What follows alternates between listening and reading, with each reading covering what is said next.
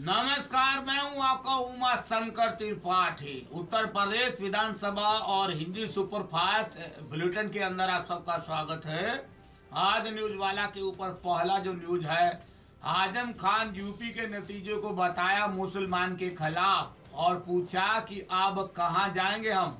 तो ये बड़ा सवाल उत्तर प्रदेश का सियासत के अंदर बन गया। यूपी चुनाव का बात करें, समाजवादी पार्टी को जबरदस्त हार यहां मिला। उसके बाद और उसके बाद पहला इंटरव्यू पार्टी का वरिष्ठ नेता का अगर बात करें तो आजम खान, मोहम्मद आजम खान ने जनादेश को मुसलमानों के खिलाफ बताया। जो वहां का रिजल्ट है उसको देख करके सब लोग चौंक गए कि कैसे बीजेपी वालों ने 325 सीट के ऊपर कब्जा जमा लिए। और ये कह सकते उन्होंने कहा कि इस दौरान ऐसे भी नारे लगाए, मोदी मोदी कहना होगा कि पाकिस्तान में रहना होगा। ये एक ऐसा नारा वहां लगाए कि मोदी मोदी कहना होगा या पाकिस्तान में रहना होगा।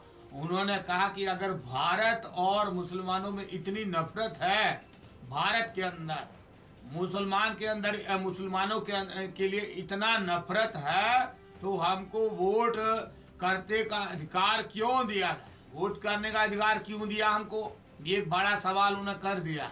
और इसमें ये भी उन्हें अधिकार छीन लेना चाहिए। ये जो मुसलमान के पास वोट का अधिकार है उसको छीन लेना चाहिए, ये बात बोला उन्होंने।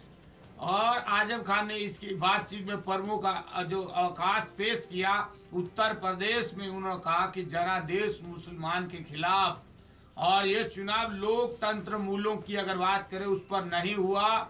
और यहाँ ऐसा लग रहा है कि धर्मनिरपेक्ष प्रदेश का चुनाव जो है वो एक कह सकते हैं मैंडेट जो मुसलमानों के खिलाफ रहा।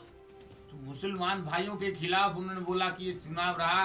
कमल चाहिए या कुरान चाहिए, शमशान चाहिए या कब्रिस्तान चाहिए, और इन मुद्दों के ऊपर चुनाव हुआ। नतीजों को देख करके दिल में डर बैठा जा रहा है, दिल के अंदर डर बैठ रहा है। भाई क्या होगा, डर बैठ रहा। ना जाने कितनी ये कह सकते हैं कि सत्ताएं आएंगी।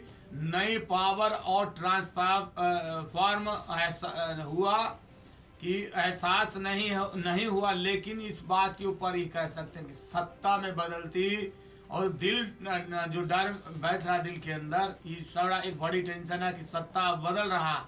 अब सत्ता के अंदर मुसलमान का वोट कहाँ पड़ा, वो सब एक बड़ा सवाल है। लेकिन हिंदू का जो अब सरकार है उत्तर प्रदेश के अंदर आ रहा है, इस वजह से जो मुसलमान है उसके दिल के अंदर डर बैठा जा रहा है कि अब क्या होगा।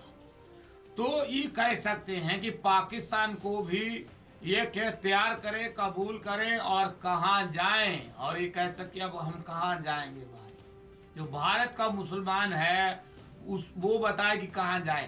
तो ये बहुत बड़ा एक सवाल कल ये कह सकते कि आजम खान ने कर दिया। और ये कह सकते काम को अपनी औकात पता चली, और ये कह सकते काम को अपनी औकात पड़ी। दूसरा मौका है जब काम को अपनी औकात पता चली है। ये कह सकते पहली बार एनडी तिवारी जब हारे थे तब ये कह सके दूसरी बार ये हुआ है कि कितना काम हुआ, पर लोगों ने काम को नहीं देखा, काम को नहीं देखा। ऐसे ही पंजाब के अंदर जो सुखबीर सिंह बादल है वो भी कल चिल्ला रहे थे कि भाई लोगों को हमने कुछ ज्यादा दे दिया, वो ज्यादा ओवरफ्लू हो गया, और इसी वजह से ये कह सकते कि उनको वो हजम नहीं हुआ।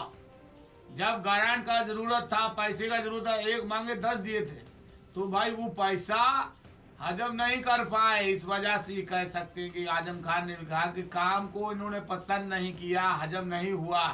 और काम तो ये कैसे नुकसान, जब तक कुशासन की बात और बदुआ जाने वाले और मामलों के ऊपर बहुत सी बातें कल आजम खान की तरफ से हुई। तो कह सकते कहीं ना कहीं आजम खान बड़े परेशान हैं। उत्तर प्रदेश की सियासत में बड़ा उलटफेर हुआ। इसको देखते हुए अब आजम खान क्या करेंगे, तो बड़ा सवाल ही बन गए। दूसरी तरफ बात करें तो समाजवादी पार्टी हाशिए के ऊपर, बीएसपी पार्टी हाशिए पे, और कांग्रेस पार्टी पहले ही हाशिए पे चल रहा।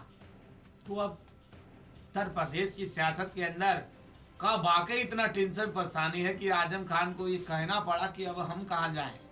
तो ये सब जानने के लिए आपको रहना पड़ेगा आज न्यूज वाला के साथ। ये आज का बड़ा न्यूज। बाकी का न्यूज देखने और सुनने के लिए आप देखते रहें आज न्यूज वाला। सबको बोले भाई नमस्कार।